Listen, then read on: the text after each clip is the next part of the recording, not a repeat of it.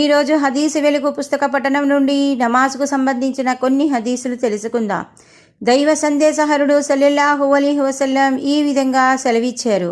భూ వ్యవస్థలో ఏర్పాట్లకై నియుక్తులై రేయింబవళ్ళు మీతో పాటు ఉండే దైవదూతలు తమ విధివేళలు మార్చుకుంటారు. వారు ఫజర్, అసర్ నమాజ్ కాలాల్లో కలుసుకుంటారు. అప్పుడు మీతో పాటు ఉండిన దైవదూతలు తమ ప్రభువు సన్నిధిలో హాజరైనప్పుడు ఆయన, నా దాసుల్ని మీరు ఏ స్థితిలో వదిలివచ్చారో చెప్పండి అని అడుగుతాడు. మేము వారి వద్దకు వెళ్ళినప్పుడు వారు నమాజ్ చేస్తూ ఉండడం చూశాము.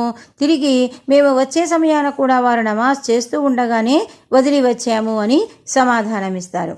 ఈ హదీసు ద్వారా తెలిసేదేమంటే, ఫజ్ర్ మరియు అస్ర్ కాలంలో భూ వ్యవస్థ నిర్వహణలో పనిచేసే దైవదూతలు తమ బాధ్యతల మార్పిడి చేసుకుంటారు. రాత్రి డ్యూటీ చేసి పోయేవారు, పగటి వేళ పనిలో చేరేవారు ఫజ్ర్ నమాజులో కలుసుకుంటారు. అలాగే అస్ర్ కాలంలో పగటి దైవదూతలు మరియు రాత్రి డ్యూటీ వారు కలుసుకుంటారు. ఇంకా వారు తమ నివేదికను నమాజుతో సహా అల్లాహకు సమర్పించుకుంటారు. దైవదూతల సాంగత్యం లభించటం విశ్వాసికి ఎంత గొప్ప వరం!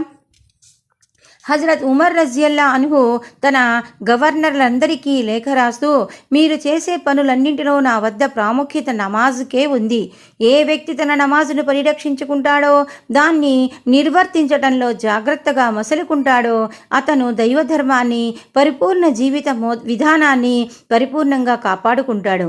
ఎవరైతే నమాజు పట్ల శ్రద్ధను కోల్పోతాడో అతడు మిగతా అన్నిటినీ అత్యధికంగా కోల్పోయేవాడుగా రూపొందుతాడు అని రాశారు. దైవ సందేశహరుడు సల్లల్లాహు అలైహి వసల్లం ఈ విధంగా సెలవిచ్చారు.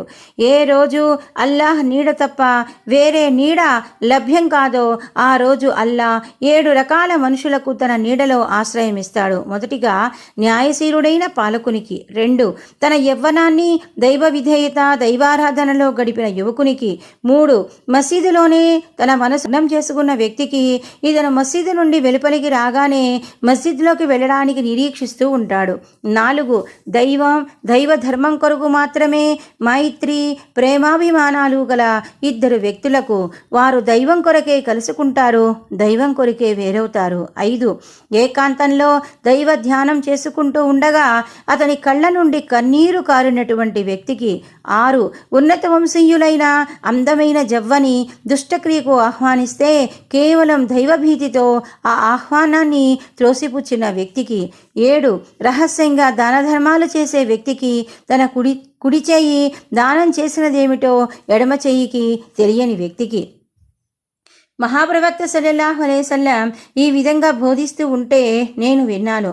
ఏ వ్యక్తి ప్రదర్శనా బుద్ధితో నమాజ్ చేస్తాడో అతను షిర్క్ చేశాడు, అంటే దేవునితో పాటు ఇతరులని సహవర్తులుగా చేశాడు. ఏ వ్యక్తి ప్రదర్శనా బుద్ధితో రోజా అంటే ఉపవాస వ్రతం పాటించాడో అతడు షిర్క్ చేశాడు. ఏ వ్యక్తి ఇతరుల మెప్పు కొరకు దాన ధర్మాలు చేశాడో అతను షిర్క్ చేశాడు అని షద్దాద్ బిన్ ఔస్ రజియల్లా అన్హు తెలిపారు. ఈ ఉపదేశం ద్వారా మహాప్రవక్త సల్లల్లాహు అలైహి వసల్లం తెలిపిన విషయం ఏమంటే, ఏ సత్కారం చేసినా అది దైవ ప్రసన్నత పడేయడానికే చేయాలి. మనసులో ఇది నా ప్రభువు ఆదేశం, ఆయన ప్రసన్నత పొందటమే నా ధ్యేయం అనే సంకల్పం ఉండాలి. ఇతరుల దృష్టిలో సదాచారునిగా ఎంచబడడానికో ఇతరులని సంతోషపెట్టడానికో చేయబడే కార్యాలకు ఎలాంటి విలువ లేదు. కేవలం దైవ ప్రసన్నతను పొందే ధ్యాసతో చేయబడే సత్కార్యానికే విలువ. ముస్లిం సముదాయం నుండి వేరే ఒంటరిగా చేసుకునే నమాజ్ కంటే సామూహికంగా చేసే నమాజ్ 27 రెట్లు అధికంగా ఘనత కలిగి ఉంటుంది అని ప్రవక్త సల్లల్లాహు అలైహి వసల్లం బోధించారు. అంటే హదీసులో ఫజ్జీ అనే పదం వచ్చింది. దీనికి అందరికీ ఎడంగా వేరుగా ఉండటం అని అర్థం. సామూహిక నమాజుకు అన్ని కోవలకు చెందిన ముస్లింలు సమావేశమవుతారు. ధనవంతులు, నిరుపేదలు, ఆడంబరంగా దుస్తులు ధరించిన వారును, చినిగిన అతుకులు సతుకులు బట్టలు ధరించిన వారును ఉంటారు.